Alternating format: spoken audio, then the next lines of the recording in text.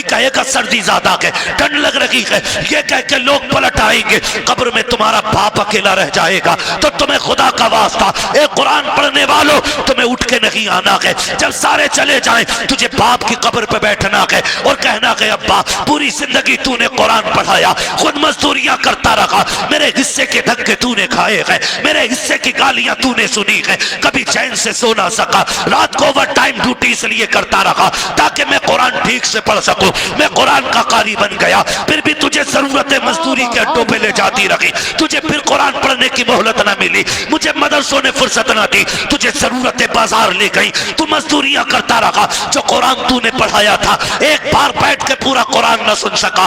अपने बाप की कब्र पे बैठना और कहना अब्बा आज तू भी फुर्सत से है, मैं भी फुर्सत से हूं, जब दुनिया बिरयानी के लिए लड़ रही हो तुम अपने बाप की कब्र पे बैठ जाना, अलहम्द के अलिफ से लेके वन्नास की सीन तक पूरा कुरान पढ़ के उठना। बेटे 40वीं के बाद कब्र तक भूल जाते अब्बा दफन कहाँ हुए थे। ईद के दिन जाके कह रहा चचा तुम्हें तो पता होगा अब्बा किस कोने में रखे गए थे। ये पूछ रही है औलाद आज की, ये पूछ रही है आज के दौर में अगर कब्रों को निशान भूल गए हम तो क्या लगता आने वाली नस्लों को हमारी कब्रें याद रहेंगी? उन्हें तो कब्रिस्तान तक याद नहीं रहेंगे हैं किधर। इसलिए खुदारा आखिरत की तैयारी खुद से करें, अपने आप से करें, अपने पीछे कुरान पढ़ने वाले छोड़ दें, अपने पीछे कुरान पढ़ने वाले छोड़ दें। हम तो कह देते हैं कोई बात नहीं, मेरा इंतकाल हो मेरे बच्चे कहेंगे मदरसे से बच्चे भेज दिए, ठीक है, बरकत वाली जमात है, नेक जमात है।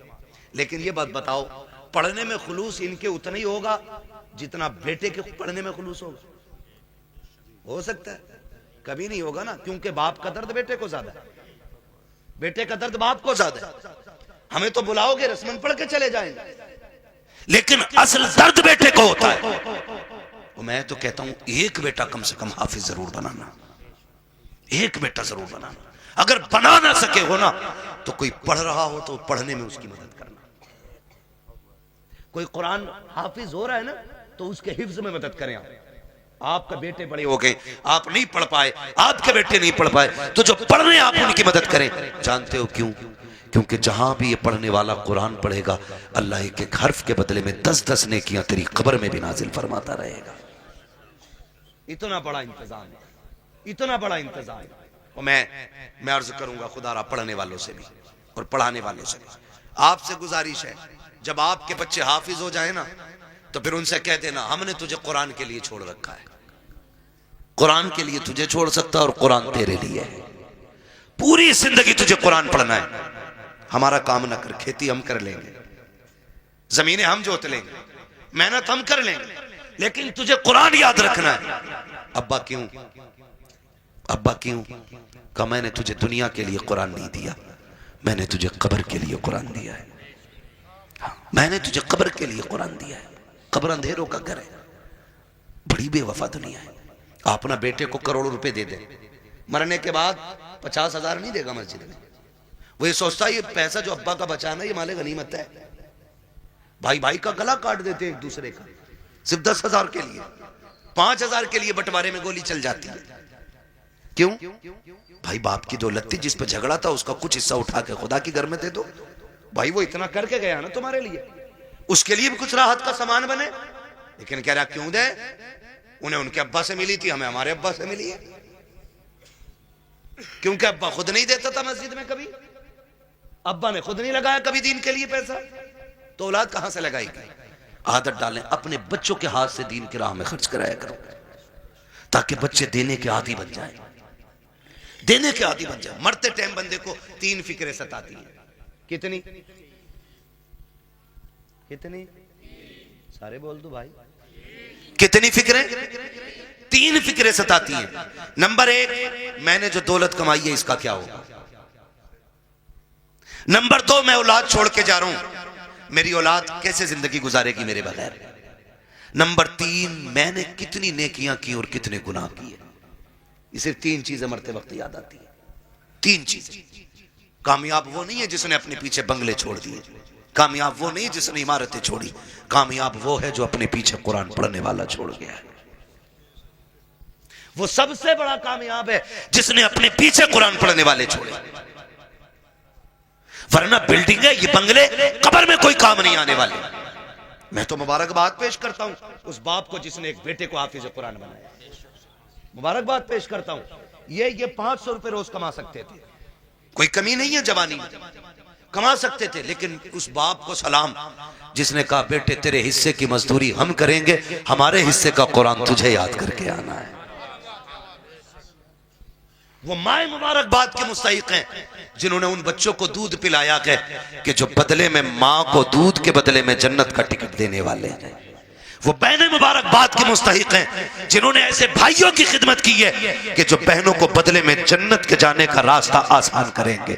ये मुबारकबाद के मुस्तहिक हैं माँ बाप। आज होता क्या है, आज जवान हो जाए बेटा और माँ बाप को दौलत का लालच पड़ जाता है। उन बापों को सलाम करता हूँ जो पूरी जिंदगी बच्चों को कुरान के नाम वक्फ कर देते हैं, और क्या मिला इनके बदले में? पूरी जिंदगी बाप मजदूरी करता रहा, कुछ भी तो नहीं मिला। बेटा कुरान पढ़ता रहा, कोई सिला नहीं मिल सका।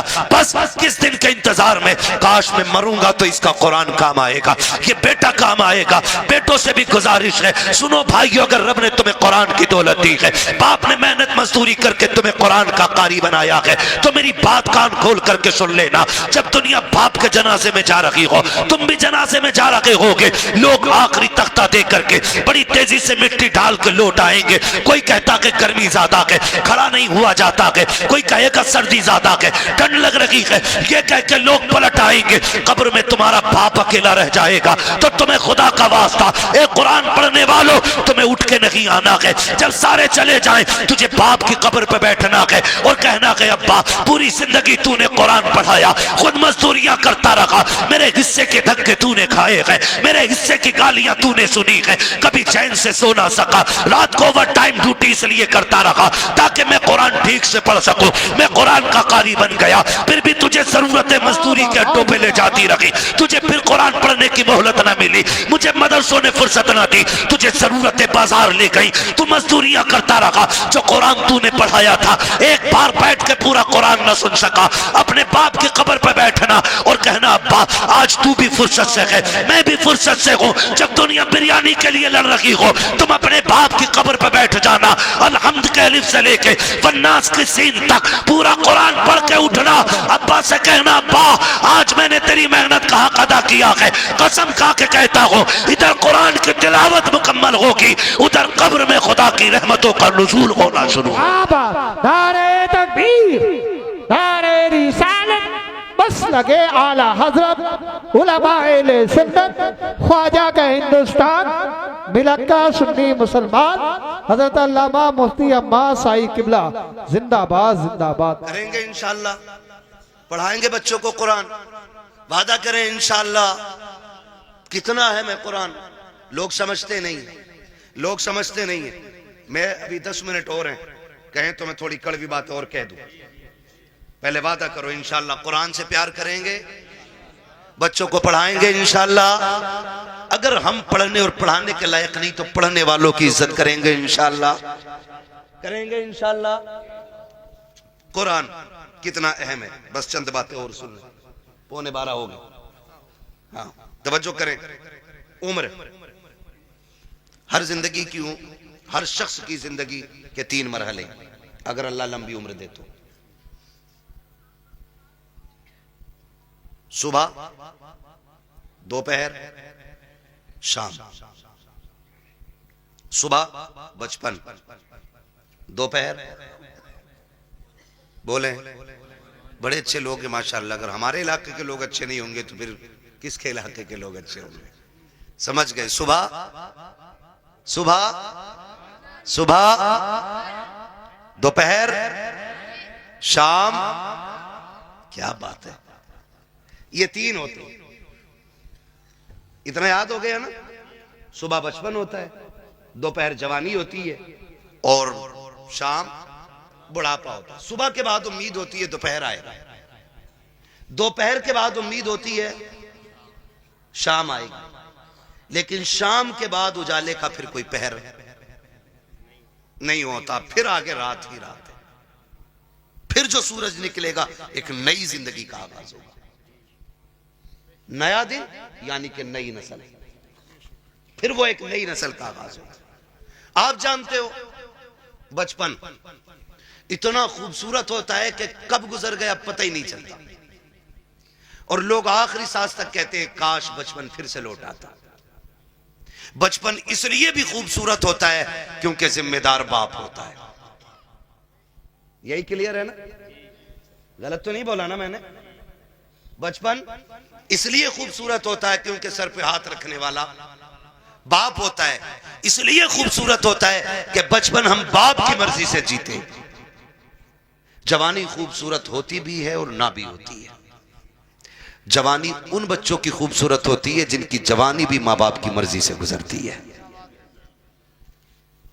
ठीक है जी? जवानी उन बच्चों की अच्छी होती है जिनकी जवानी मां बाप की मर्जी से गुजरती है। और बुढ़ापा, दुनिया कहती है बुढ़ापा बुढ़ापा। वजह जानते हो? वजह सिर्फ इतनी है कि बचपन में बहुत दोस्त होते, बचपन में बहुत दोस्त होते। मेरे हुजूर फरमाया करते थे मुझे बच्चों के 5 खेल बड़े पसंद है, 5 काम बच्चों के पसंद है। इंशाअल्लाह कभी वक्त होगा ना और जिंदगी फिर लेके आएगी ना तो इन 5 कामों पे बच्चे की गुफ्तगू फिर होगी, क्योंकि बात बड़ी लंबी है वो भी। बस जो मैं कहना चाह रहा हूं ना चाचा फिर वो रह जाएगा अधूरा मसला, है ना? बस मेरी बात पूरी हो जाए, अल्लाह करे इस बीच में। तो बचपन में ना बहुत सारे यार मिल जाते हैं, हमजोली। बच्चे इतने इतने आजाद होते हैं। अम्मी कहती है ला बेटे जल्दी जा, चाय खोल गई है, पत्ती नहीं है, जल्दी लेके आ। गया सुबह चाय पत्ती लेने, दोपहर के टाइम लौट रहे हैं। हाँ, क्योंकि ये बचपन है और इसी को बचपन कहते हैं। ये आजाद जिंदगी है, पके ना पके चाय हम तो तमाशा देखेंगे। बच्चे गए, कोई आ गया डुगडुगी वाला, वहीं लग गए। अब अम्मा परेशान है, चाय दोपहर तक पकती रही। ये है ना, ये आजादी होती है बचपन की। और बचपन के यार बड़े सच्चे होते हैं। अभी लड़ेंगे, कल किसी पंचायत के बगैर फिर एक हो जाएंगे।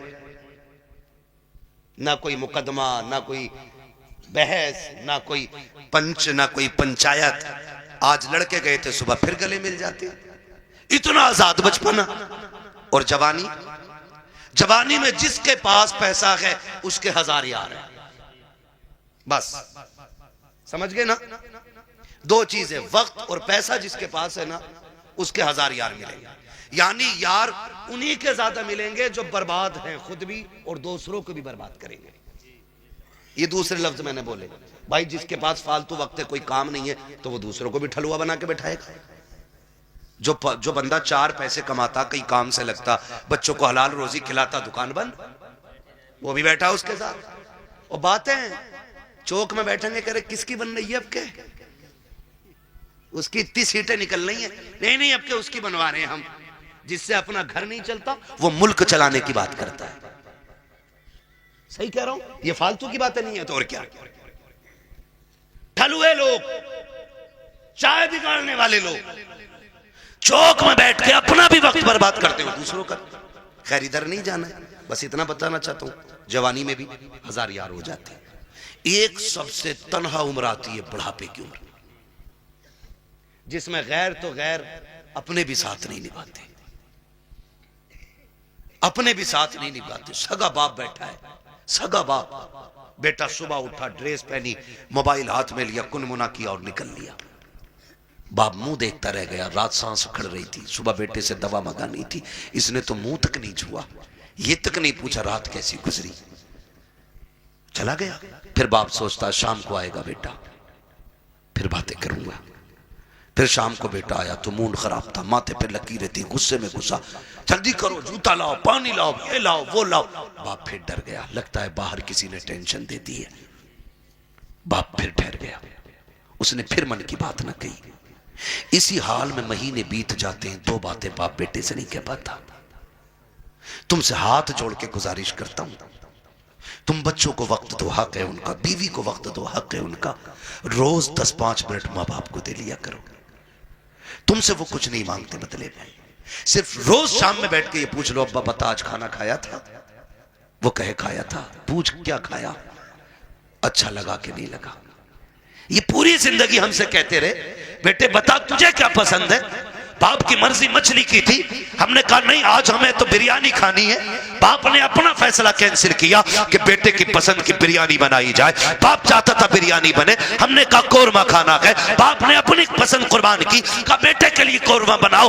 आज जब बाप बूढ़ा होकर के बैठ गया है, बेटा क्यों नहीं पूछता है अब्बा बता तेरी पसंद क्या है? आज वो बनेगा जो तू चाहेगा, आज वो बनेगा जो तू कहेगा, आज वो बनेगा जो तेरी पसंद होगी। कसम खा के कहता हूं, खाने ऐसे बनवाया करो, तुम्हारा मालिक इतनी दौलत नहीं देगा जितना तुम्हारा खुदा इन जुमलों से तुम्हें बरकतें अता। वाह बाबा, सुभान अल्लाह, सुभान अल्लाह, जिंदाबाद जिंदाबाद। बीवी बच्चों की मर्जी से रोज खाना बनता है, हफ्ते में एक दिन बाप की मर्जी से बनाओ। एक दिन बूढ़ी माँ को कहो अम्मा घर की मलिका तू ही है ना, आज खाना तेरी मर्जी से बनेगा, बता क्या चाहिए, बता क्या चाहिए। बस इतना पूछना माँ बाप से। और क्या तुम्हारे गुर्दे फेफड़े मांग रहे वो? बताओ तुम्हारा दिल मांग रहे वो? ये इतने गनी लोग होते हैं यार, अपना दिल दे के औलाद का दिल बचाने की कोशिश करते हैं। मैं नहीं जानता वो बात सही थी कि गलत थी, लेकिन इतना मैंने मोतबर लोगों को भी वो बयान करते सुना कि किसी लड़की ने अपने महबूब से कहा मुझे तेरी माँ का दिल चाहिए, और उसने जाके माँ का दिल निकाल लिया, लेके गया महबूबा के पास, कल ले तूने दिल मांगा था ले आया हूं। उसने ठुकरा दिया ये कह करके जब तू माँ का ना हो सका तो मेरा क्या होगा, मेरा क्या होगा। अल्लाह अकबर। जब इतना सुना गिरा, खड़े से गिर गया, खड़े से गिरा, माँ के दिल से आवाज आई मेरे लाल चोट तो नहीं लग गई? ये तो जान दे के भी तुम्हें बचाना चाहते हैं। तुमसे किसने कह दिया तुम्हारा दिल मांग रहे हैं? तुमसे किसने कह दिया ये फेफड़े गुर्दे मांगेंगे? सिर्फ 3 मिनट जिंदगी के दे दो इन्हें, 10 मिनट दे दो इन्हें, इनके पास बैठ जाया करो, इनसे बात कर लिया करो, बात कर लिया करो। नहीं जानते हम लोग, हम नहीं जानते। मैं डॉक्टर साहब बैठे हुए हैं, डॉक्टर इसराइल साहब, पूरी जिम्मेदारी के साथ कह रहा हूँ, कसम खुदा की कभी कभी बड़ी बड़ी ताकतवर बोतलें वो काम नहीं करती हैं जो बेटे के 2 मीठे बोल बाप को ताकत दे जाया करते हैं। बैठा करो इनके पास, इन्हें वक्त दिया करो। आज ये बूढ़े हो गए, आज ये चाहते हैं कोई हमसे 2 बातें कर ले। मैंने कितने माँ बाप को दीवारों से बातें करते देखा है, दीवारों से। कई माएं झूले लेके बच्चों के बैठ गई है बुढ़ापे में, उसी को हिला रही है। बेटा किधर है? का दुबई में। बेटा किधर है? मुंबई में। बहू कहां? बच्चों को लेके वही है। फिर इसका क्या कर रही है? कहीं से देखती हूं बचपन याद आता है, बेटे से बात करने को जी चाहता, झूला हिला के इससे बात करती हूं। ये दिन देखने थे माँ बाप को जिन्होंने जिंदगी हमारे नाम कर दी। आज उनके लिए हमारे पास 5 मिनट का वक्त नहीं है। क्या करोगे ऐसी दौलत का यार? अगर माँ बाप को खो के दौलत मिल भी गई तो कौड़ियों की नहीं है दौलत। इसलिए दौलत तो कभी भी हासिल की जा सकती है, माँ बाप दोबारा नहीं मिल सकते। आज हैं तो कदर कर लो, कल नहीं होंगे तो रोओगे, फिर मांगोगे, चीखोगे, कब्रिस्तान जाओगे, मिट्टी के सिवा तुम्हें कुछ नजर नहीं आएगा। वहां वही मिट्टी जिसे तुम डाल के आए थे, वहां कुछ नहीं मिलेगा तुम्हें। आज हैं, इज्जत करो इनकी, इन्हें वक्त दिया करो। झूलों से माएं बातें करती है बेटों की, ये दिन दे दी औलाद ने। बीवी के पल्लू में ऐसा खुशबू में डूब गया जाकर के कि मां की आहें याद नहीं रही। वो बूढ़ा बाप तो रातों रात जाग के हमें सुलाता था, आज उसके लिए हमारे पास 5 मिनट नहीं। वो पानी मांगता है, पानी देने तैयार नहीं। कई अमीर कहते जी मैंने तो नौकर लगा दिया। नौकर उतनी खिदमत कर लेगा जितनी तू कर लेगा। ओ भाई, नौकर के मुंह धुलाने में और बेटे के मुंह धुलाने में जमीन और आसमान का फर्क होता है। तुमने कहावत नहीं सुनी? अपना मारे छांव में डाले, पराया मारे धूप में डाले। अपने तो जख्म भी फूंक फूंक के साफ करते, और परायों पे क्या फर्क पड़ता है, वो तेजाब छिड़के या नमक। कभी ये ना करना, माँ बाप की खिदमत के लिए कभी नौकर ना रखना। अगर कुछ चाहता है ना तो उनकी खिदमत में खुद नौकर बन के रुक जाना, खुद नौकर बन के लग जाओ। इसलिए कि इनकी नौकरी तुम्हें दुनिया में भी आला मकाम देगी और आखिरत में भी आला मकाम देगी। इसलिए कि ये माँ बाप की नौकरी है, माँ बाप की नौकरी है। ऑफिस के आगे हाथ बांध के इसलिए खड़े रहते हो, मालिक के आगे इसलिए ऊंची आवाज में नहीं बोलते हो कि बोनस कट जाएगा। मालिक की पहली घंटी पे इसलिए दौड़ आते हो कि ड्यूटी छूट जाएगी। माँ बाप की पहली आवाज पे क्यों नहीं आते हो? इनकी आवाज पे पहले दौड़ के आ जाया करो, वरना जन्नत हाथ से चली जाएगी, जन्नत चली जाएगी। अगर वो 2 टुकड़े देता है ना तो ये जन्नत के मालिक बने बैठे हैं। जन्नत लेनी है तो इनके इशारों पे कूदना पड़ेगा, इनके इशारों पे बोलना पड़ेगा। आज बूढ़े माँ बाप के लिए वक्त नहीं, इन्हें वक्त दिया करो, बड़ी कीमती दौलत है ये अल्लाह की। ये बिस्तर पे भी पड़े ना तो बड़े काम के। कह रहा दुआ कर दो मिट्टी प्यारी अल्लाह को हो जाए अब्बा की। कहा क्यों? अब तो कब बिस्तर पे ही पेशाब पखाना कर रहे हैं। मैंने कहा ये तेरी खुशनसीबी है कि बाप की खिदमत का मौका मिला है। तू नहीं जानता है इनकी गंदगियां तू उठाएगा, अल्लाह तुझको बुलंदियों के ताज अता फरमाता चला जाएगा। नहीं समझते लोग इन चीजों को, नहीं समझते। बड़े खुशनसीब है जो माँ बाप की खिदमत करते, उनकी खिदमत करके ना बड़े बन जाते। इन्हें वक्त दिया करो। मैं आपसे कहना चाहता हूं सबसे मुश्किल दौर बुढ़ापे का आता है। कौन सा दौर आता है? समझ रहे हैं ना मेरे बच्चे सारे, नौजवान भाई भी समझ रहे हैं ना? सबसे मुश्किल वक्त बुढ़ापे का आता है। जी ये बच्चे बैठे हैं छोटे छोटे, ईद से पहले देखना बाप लेके जाए या माँ मार्केट लेके जाए, ले जाके ना ये नहीं कहते ये वाला पैक कर दो, माँ बैठा लेती है बेटे को ऊपर, खुद बैठती है नीचे और जूते 10 तरह के निकलवाती है और अपने हाथ से निकालती है, पहनाती है, निकालती है, पहनाती है। बार बार कहती नहीं नहीं मेरे बेटे के पैर में अच्छा नहीं लग रहा है, मेरे बेटे के पैर में अच्छा नहीं लग रहा है। मैं बेटों से पूछना चाहता हूं, जब हम इतने बड़े थे वो अपने हाथ से हमें जूते पहनाते थे। आज एक बार हम उन्हें दुकान में लेके गए, अब्बा बैठो तुम्हारे पैर में जूते डाल के मैं देखूंगा। अम्मा बैठ आज मैं देखूं तेरे पैर में कौन सा जूता अच्छा लगेगा। कभी लेके गए माँ बाप को? और लेके जाया करो। ईद का टाइम आए ना माँ बाप को लेके जाओ, कहना आज तक तुमने हमारी पसंद का पहनाया गया, अब हम तुम्हें तुम्हारी पसंद का पहनाने के लिए आए।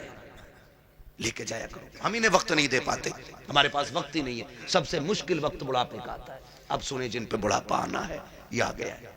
जब दुनिया छोड़ जाएगी ना और कोई मुंह नहीं लगाएगा, कोई बात करने वाला भी नहीं होगा, कोई ये पूछने वाला नहीं होगा तेरे मुंह में दांत कितने, फिर पलटोगे मस्जिद की तरफ, फिर लौटोगे मस्जिद की तरफ। अल्लाह कहेगा सुन तुझे कोई मुंह नहीं लगा रहा ना, आ मेरे घर आ जा। तुझसे कोई बात नहीं करता ना, मैं करूंगा तुझसे बात। अपना दर्द मुझे सुना जब तुम मस्जिद में आते हो। सुनो कुरान बड़ा जरूरी है, कहता है अगर तुझे अपना हाल सुनाना है नमाज की नियत बांध ले, तू कहता जा मैं सुनता जाऊंगा। और अगर तुझे मेरी बातें सुननी है फिर कुरान लेकर बैठ जा, कुरान पढ़ता जा, कुरान की आयतों में तुझे मेरी बातों का मजा आता जाए। वाह वाह वाह, सुभान अल्लाह जिंदाबाद। जब तुम्हें कोई मुंह नहीं लगाता है फिर रब का कुरान तुम्हें सीने से लगाएगा। जब कोई साथ नहीं देता ना फिर कुरान लेके हम बैठते। इसलिए खुदारा इतने जाहिल ना रह जाना कि बुढ़ापे में भी कुरान साथी ना बन सके। कम से कम इतना कुरान जरूर सीख लेना कि बुढ़ापे में जाके दुनिया साथ छोड़ दे तो रब का कुरान हमारे साथ हो। पढ़ेंगे इंशाअल्लाह, वादा करते हैं इंशाअल्लाह, पढ़ाई करेंगे इंशाअल्लाह, कुरान सीखें। अगर हमने कुरान नहीं सीखा तो कुछ भी नहीं सीखा है। बड़ी बात है बेटे को हाफिज कुरान बनाना, अपने बच्चों को हाफिज कुरान बनाओ। तुमने भी देखा होगा, हमने भी देखा, मौतें होती हैं। लोग बड़े बड़े पैसे वाले तड़प तड़प के मर रहे हैं। क्यों? क्योंकि आज कोई आसानी से रूह निकलवाने वाला नहीं। निकले कैसे? सारे लोग जानते हैं हॉस्पिटल की कंडीशन। आखिरी सांसें होती हैं, ले जाके अब्बा हॉस्पिटल में रख दिया, काय में वेंटिलेटर पे, अब्बा ऑक्सीजन लगी पड़ी है, जो चादर बिछी है वो भी नापाक है। उन्होंने हमारे कपड़े उतार के अपने ग्रीन कपड़े पहना दिए, वो भी नापाक है। जितने नर्स और वहाँ पे डॉक्टर आ रहे हैं उन्हें भी पाकी नापाकी की तमीज़ नहीं है। मुश्किल से रूहें निकल रही हैं, मुश्किल से। बिस्तर नापाक, जगह नापाक, लोग नापाक, रहमत के फरिश्ते आने तैयार नहीं। इधर तड़प तड़प के बंदा मर रहा है, ऑक्सीजन लगी है। रिश्तेदार जो है फलों पे फल लाने पे लगे पड़े, कोई जूस ला रहा है, कोई फल ला रहा है, सेब ला रहे, केले ला रहे। मैं वो जो ऑक्सीजन में पड़ा शीशे से झांक रहा है वो हाथ नहीं उठ पा रहे हैं आज उसके। आज अल्लाह की पकड़ में आ गया है वो। अब तक अकड़ में रहता था, हमने कहा था हमसे चंदा ना मांगना, ये तमाशे कर रखे हैं, ये तुमने मदरसों के नाम पे ठगी का जाल फैला रखा है, मौलवी होते ही हराम खाने वाले हैं। आज एक एक जुमले का बदला लिया जा रहा है, बड़ा तड़प रहा है, रूह निकलने का नाम नहीं ले रही है। सारे रिश्तेदार कोई फल कोई जूस लेकर के आ रहा है, इसकी आंखों से आंसू बह रहे हैं। आखिर ये रो क्यों रहा है? सारी फैसिलिटी मौजूद है, सांस भी मशीनों के जरिए आ रही है, रिश्तेदार भी सामने है। वो कहता मैं इसलिए रो रहा हूँ, इसलिए रो रहा हूँ, ये जो जूस लेके आ रहे हैं आज मुझे इसकी जरूरत नहीं है, ये जो फल लेके आ रहे हैं ये तो बंद कर दिया गया है। चाहता क्या है? वो ऑक्सीजन पे सामने वेंटिलेटर पे लेटा बंदा कहता है अगर ला सकते हो तो यासीन का पढ़ा हुआ पानी ला दो, सूरह रहमान की तिलावत का पानी ला दो। करेगा क्या? काम में जीना नहीं चाहता, अब कुरान की तिलावत के सदक़े में इज्जत से मरना चाहता। वाह वाह वाह। जिनके अपने बेटे कुरान के कारी होते हैं वो कभी बेबसी की मौत नहीं मरते, वो कभी मुफलिसी की मौत नहीं मरते। वो जब मरते तो इस शान से जाते हैं, इधर तिलावत होती है उधर रूह जन्नत की तरफ निकल के जाती है। एहसान है इन उलमा का कि ये हमारे बच्चों को पढ़ा रहे और हमें दीन दे रहे हैं। मैं तो दावे के साथ कहता हूं इस बात को, हमारे हाफिज बन जाए तो बंदा 1000 रुपए देख कहता मैंने बहुत दे दिए इमाम मौलाना को। 1000 रुपए एक जोड़ा उनकी बहू को दिया था, एक जोड़ा उन्हें दिया था। सुन भाई, कान खोल के सुन और मैल हो तो साफ कर ले।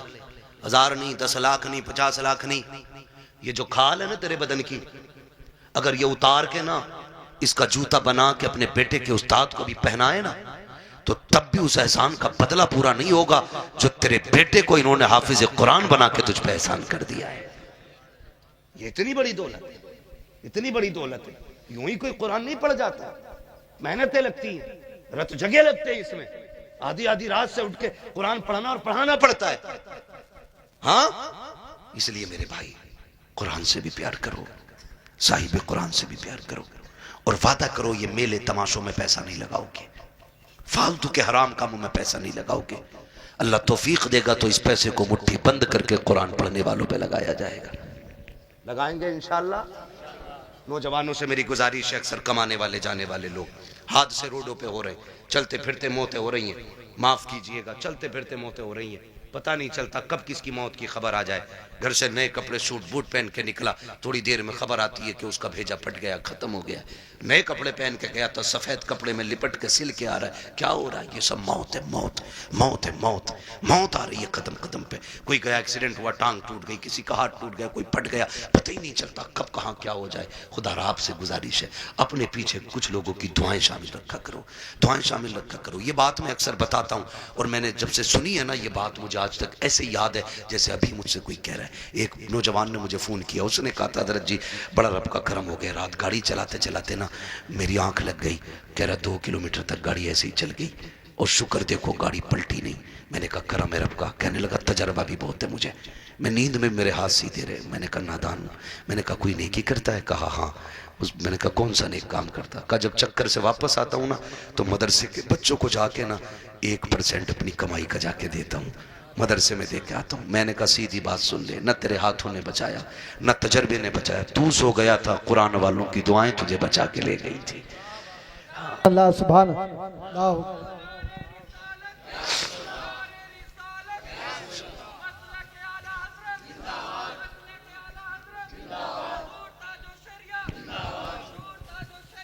जिंदाबाद जिंदाबाद। सवा घंटा हो गया। लब्बैक या रसूल अल्लाह। नहीं मेरे भाई, बस मैंने पहले कहा था तूफान नूह लाने से आखिर क्या फायदा, एक अश्क ही बहुत है अगर कुछ असर करे। मेहनत लगती है, मेहनत लगती तो किसी की दुआएं शामिल कर लो। आप सारे मेरी उम्र के मेरे भाई हो, कुछ दोस्त हैं, कुछ भाई हैं, नौजवान सारे मेरे। मैं कहता हूँ अपने पीछे यार दुआओं वाला साथ रखो, एक दुआओं वाला रखो। बड़ी दुआएं बड़े काम आते हैं इनके, ये लम्हे लम्हे के लुक में ना ये कभी कभी हमारी सालों साल की गलतियों पे भारी पड़ जाते हैं। बड़े काम आते हैं इनके ये लुक में। हिस्से रखा करो इसमें, हिस्से अपने पीछे दुआओं वाले हाथ रखो। गारंटी नहीं है। कई लोग कहते हैं 500 रुपये देकर अगर दुआ कर देना है, 500 रुपये दे के दुआ कर देना, कोई 1000 दे के दुआ, कोई 5000 दे के दुआ कर देना। चल तू दे रहा है, ये दुआ मुंह से कह के ले रहा है। ऐसे काम करो कि जबान ना भी खुले दुआएं फिर निकलने लग जाए। ये असल दुआ होती है। कहा कह के कराई तो क्या कराई यार, ऐसे काम कर जाओ कि खुद दुआ दिल से निकल जाए, वो दुआ असर रखती है। कहा था दिल से जो बात निकलती है असर रखती है, पर नहीं ताकत परवाज मगर रखती है। ऐसे काम कर जाओ कि दुआएं दिल से निकलें। फिर मुझे वो बात याद आ गई, फिर मैं वो बच्चे की बात दोहराऊंगा। कुरान बड़ी चीज है। अक्लमंद है वो बाप जो अपने बच्चों को कुरान की तालीम दे रहे हैं, और साथ में दुनिया की तालीम भी जरूरी है, दुनिया की तालीम भी जरूरी है। आप बनिए, पढ़िए। अब लड़ाई तो पर बंदूक की नहीं रह गई है, अब लड़ाई कलम की है। जिस कौम के हाथों में कलम होगा वो कौम आगे जाएगी, और जिसके हाथ में कलम नहीं होगा वो नालियां साफ करेगी। ये याद रखिएगा। फैसला तुम्हें करना है, कुर्सी पे बैठ के हुकूमत करनी है या जूतियां उठा के तुम्हें नालियां साफ करनी है, ये फैसला आपको करना है। हमें अपने बच्चों की तालीम पे गौर करना है। हम 10वीं तक पढ़ा के कहते हैं जी बहुत पढ़ा लिया अब दुकान चला लेगा, 11वीं तक पढ़ा कहते हैं बहुत पढ़ा लिया दुकान चला लेगा। सिर्फ दुकानें चलवानी है? हम तो समझते हैं कि ये हमारे मुल्क की तकदीर बने और तुम सिर्फ दुकानदार बनाना चाहते हो। नहीं, अगर फाके रहना भी पड़े फाके कर लो, बच्चों को तालीम दो। मारेरा शरीफ का एक नारा है, आधी रोटी खाएंगे बच्चों को पढ़ाएंगे। ये हर शख्स लाजिम कर ले। हम फटे कपड़े पहनेंगे लेकिन बेटे के कंधे पे स्टार लगवा के दिखाएंगे। हम फाके से रखेंगे लेकिन बेटे के सिग्नेचर में जोर पैदा करेंगे। हम फाके करेंगे लेकिन बेटे का कद ऊंचा देखना चाहते हैं। याद रखो, जब खानदान का एक बेटा बड़ा होता है, सिर्फ एक बड़ा नहीं बल्कि पूरा का पूरा खानदान ऊंचा नजर आया। वाह वाह वाह, सुभान अल्लाह, जिंदाबाद। तालीम पे जोर दीजिए। पढ़ेंगे इंशाल्लाह, पढ़ेंगे इंशाल्लाह। ये जो चंदे करते हो ना कव्वालियों के लिए, चंदा बंद नहीं करना है, कव्वाली बंद करनी है। उस चंदे को उठा करके ना अपनी कौम की बच्चियों के लिए बेहतर इंग्लिश मीडियम स्कूल बनाओ। और ऐसा होना चाहिए जिसमें पढ़ने वाली भी बेटी हो और पढ़ाने वाली भी बेटी हो। इसी चंदे को उठा के, आपसे अलग से नहीं मांग रहा हूं, अलग से नहीं मांग रहा हूं, आप इसी चंदे को उठा के जो कव्वालियों में लुटाते हो और उड़ाते हो और जो देते हो, सिर्फ इतना उठा करके स्कूल बनाओ जिसमें पढ़ने वाली भी बेटी हो और पढ़ाने वाली भी बेटी हो। खुदा की कसम, फिर हॉस्पिटलों में तेरी मेरी बेटी को बेपर्दा नहीं किया जाएगा। अगर इलाज के लिए मरियम आएगी ना, तो फिर डॉक्टर बन के फातिमा नजर आएगी। मैं न्यूज देख रहा था, कोई पुलिस उसका जेल का कोई जेलर है जो मुस्लिम लड़कियों को जो जेल में बंद है उनको रात को उठवा के अपने कमरे में बुलवाता है। ये हमारी कौम का मुकद्दर रह गया और हम कुछ भी नहीं कर पा रहे। क्यों? क्योंकि तुम किसी गिनती में नहीं हो। अगर हो तो तावीज की दुकानों पे तुम, डोरी की दुकानों पे तुम, चादरों की दुकानों पे तुम, फूलों की दुकानों पे तुम, मुचाबिरों में तुम, जाकर के देखो तमाशाइयों में तुम। अगर नहीं हो तो कामयाबी की जगह तुम नहीं। इसलिए पढ़ना है। ये कसम खा लो कि हमें या तो पढ़ना है या बच्चों को पढ़ाना है। और याद रखना, मजारों से इलाके बुलंद नहीं होते। मैं खुल के बात कर रहा हूं और बरेलवी भी हूं। इनकी जैसी जिंदगी थी ये काट के चले गए। अच्छी काटी, अल्लाह ने मजार बनवा दिया। बुरी काटते तो लापता हो जाते, नाम तक कोई पूछने वाला नहीं होता। तो याद रखिएगा, मजारों से रुतबे बुलंद नहीं होंगे, मेहनत से रुतबे बुलंद होने, मेहनत से रुतबे बुलंद होने, मेहनत से रुतबे बुलंद होने। हमें मेहनत करनी है। किस चीज पे? तालीम। किस पे बच्चों? पढ़ेंगे मेरे बेटे, मोबाइल तो ज्यादा नहीं चलाएंगे। आज जो बीमारी है ना मेरे लाल, सुन लो तुम भी। छोटे छोटे बच्चों से गुजारिश करूंगा, अगर आप 10-11 बजे मोबाइल चलाओगे ना, तो एक तो 40 साल में जाके अंधे हो जाओगे, दूसरे कान खराब हो जाएंगे, और तीसरे शादी के बाद तुम्हारी बीवी बच्चों का पेट भीख मांग के पलेगा। ये तुम याद रखना। अगर चाहते हो अच्छे कपड़े पहनो, अच्छी गाड़ियां हो, इज्जत की जिंदगी हो, तो मोबाइल फेंक दो, कलम पे जोर दो, तालीम पे जोर दो, किताबें पढ़ो। आज मेहनत कर लो, कल लैपटॉप कंप्यूटर तुम्हारे कदमों में पड़े नजर आएगा। सुभान अल्लाह, सुभान अल्लाह, बेशक पढ़ेंगे इंशाल्लाह। नौजवानों से गुजारिश है, ये जो पबजी की बला आ गई है ना, पबजी और फ्री फायर है, फ्री फायर क्या है? Free fire. ये इससे निकल जाओ, वरना तुमसे बड़े पागल पूरी कौम में कहीं नजर नहीं आई। पागल नहीं है ये लोग जो अकेला बैठा बैठा कर रहा मार मार मार। इनसे बड़ा पागल कौन होगा भाई? इनसे बड़ा गधा कौन होगा? क्या बात है? क्या मिला तुझे? ना दुनिया बनी ना आखिरत बनी। तेरे घर में चूहे बराबर अजान देते रहे और तू पबजी पे लगा रहा, तू फ्री फायर पे लगा रहा। खुदा तौफीक दे, हलाल रोजी पे लगो, बच्चों को कामयाब बनाओ।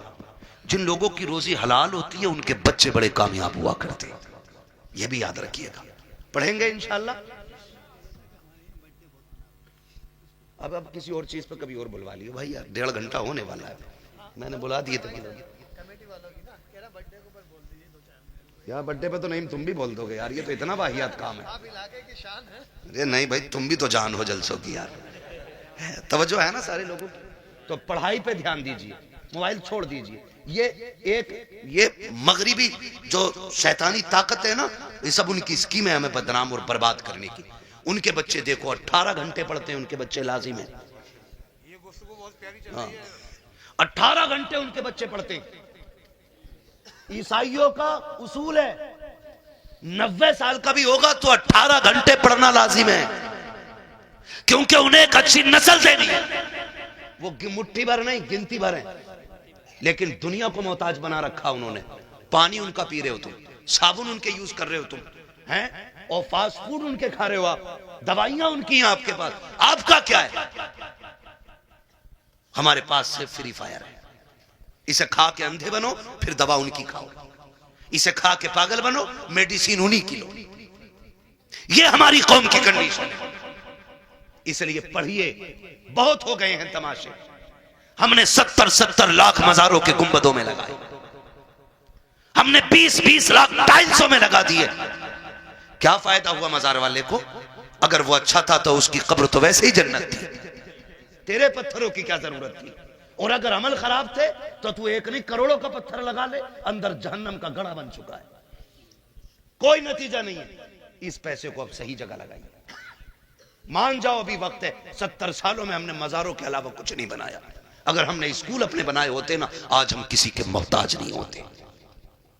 पहली बात तो हमारे कॉलेजेस नहीं, बच्चे हैं ही नहीं कि जो किसी इंजीनियरिंग कॉलेज में जाएं या मेडिकल कॉलेज में जाएं। अगर कोई बच्चा इल्ला माशाल्लाह तैयार हो भी जाता है तो हम इतने बड़े मोहताज हैं, अपने बच्चे की फीस भी देते और डोनेशन के नाम पे 50-50 लाख रुपए उन्हें रिश्वत दी जाती है, तब कहीं तेरे मेरे बेटे को बैठने की कुर्सी मिलती है।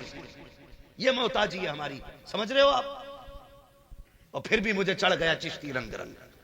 सारे गुंडे वहां मिलेंगे जिन्हें कौम से मतलब नहीं, तबाही से मतलब नहीं, सारे इकट्ठे मिलेंगे। निकलो इन तमाशों से, कोई नतीजा इनसे नहीं है। काश जितनी रात बैठ के तुमने चढ़ गए चिश्ती रंग किया ना, उतनी देर बैठ के कुरान पढ़ लिया होता और फिर लास्ट में झोली फैला के रब से करम मांगा होता। वो इतना करीम है, तेरी एक रात के बदले में तेरे 70 साल के गुनाहों को एक लम्हे में माफ कर देता। वाह वाह वाह, सुभान अल्लाह। जो मांगना था मांगा ही नहीं। जवानी का जोश है, चलो भाई कबड्डी देखेंगे, चलो भाई ये देखेंगे। अल्लाह तौफीक दे तो कुरान की क़िराअत के मुकाबले कराओ आप। कौन अच्छा कुरान पढ़ता है उसे दो इनाम। जब ये महफिल आबाद करोगे, हर शख्स चाहेगा मेरा बेटा भी कुरान का कारी होना चाहिए। लेकिन हम अपने बच्चों में बैठ के कहते हैं, अरे हाफिज जी को क्या ना रात वाली सब्जी दे दे, तो वो बच्चा सुन रहा है हाफिज जी को रात वाली मिल रही है, वो क्यों पढ़ेगा जी कुरान? कहीं ना तो सड़ी भूसी खिलाई जाती है। आदत ये बनाओ, इमाम साहब का खाना के घी डाल के देना। बच्चा कहेगा यार गरीब था लेकिन मेरे घर से फिर भी घी गया, कहेगा कुछ बनूं ना बनूं कुरान का कारी जरूर बनूंगा। अपने बच्चों में तालीम का शौक पैदा करें।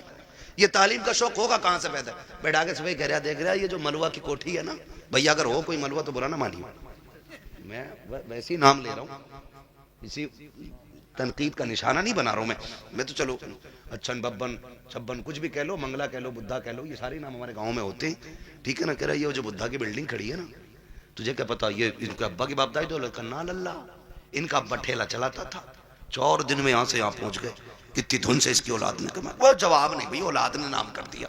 तो वो जो बच्चा सुन रहा है ना हमारा, वो समझ रहा है कि असल वो है जो पैसा कमा ले, बड़ा वो है जो पैसा कमा ले। यही वजह है कि हमारे बच्चे जब कोई जरिया नहीं होता तो होश संभालते जेब काटनी शुरू कर देते। जेब भी नहीं कटती है तो फिर चोरियों की तरफ चलते, क्योंकि बड़े बनने का ख्वाब था ना। इन्हें ये किस्से ना सुनाओ कि अमीरी कैसे बनी है, दौलत कैसे आई है। इन्हें ये बताओ 1400 साल हो गए, नबी के अबू बकर को भी दुनिया भूली नहीं है। 1400 साल हो गए, आज भी उमर के किस्से पढ़े जाते हैं।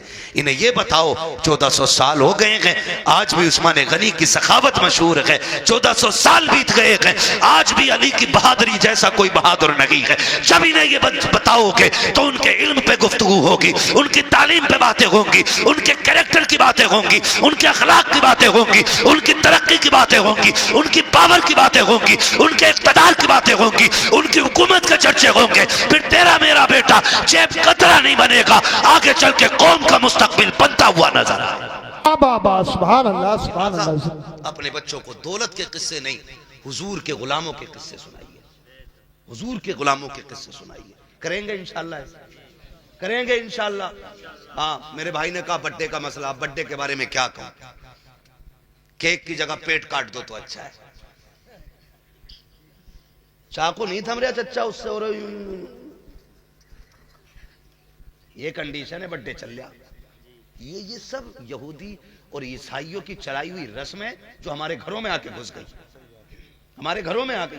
क्या भाई क्या हो गया, तुझे बर्थडे हो गया तेरा, तू 1 फीट बढ़ जाएगा आज, 2 किलो वजन बढ़ जाएगा इसमें। हम डॉक्टर से पूछते पूछते परेशान है, बता दो थोड़ा वजन बढ़ जाए। लोग हमें कहते हैं यार बड़ा कमजोर मौलवी है, ये देख के कहते हैं तुम फिट हो, ये हमें फिट कहते हैं और हम इनसे दवा मांगते हैं, ना इधर से फिटिंग हो रही है ना उधर से फिटिंग हो रही है ना। तो नतीजा कुछ नहीं है, ये कोई मसला नहीं। बर्थडे शड्डे खत्म करो ये तमाशे। खुद ये सोचो अगर आप 50 साल के हो गए, कितने साल के, कितने के बोलो, कितने साल के, 50 साल, कोई मसला है हजरत क्या? कोने की बातें भी खत्म नहीं हुई है जब से आके बैठे। 50 साल के अगर आप हो गए ना तो फिर जश्न किस चीज का कि मैं 50 का हो गया। गम कर गम, 50 साल घट गए जिंदगी के, रो अल्लाह की बारगाह में, मालिक राजी ना कर सका, राजी ना कर सका।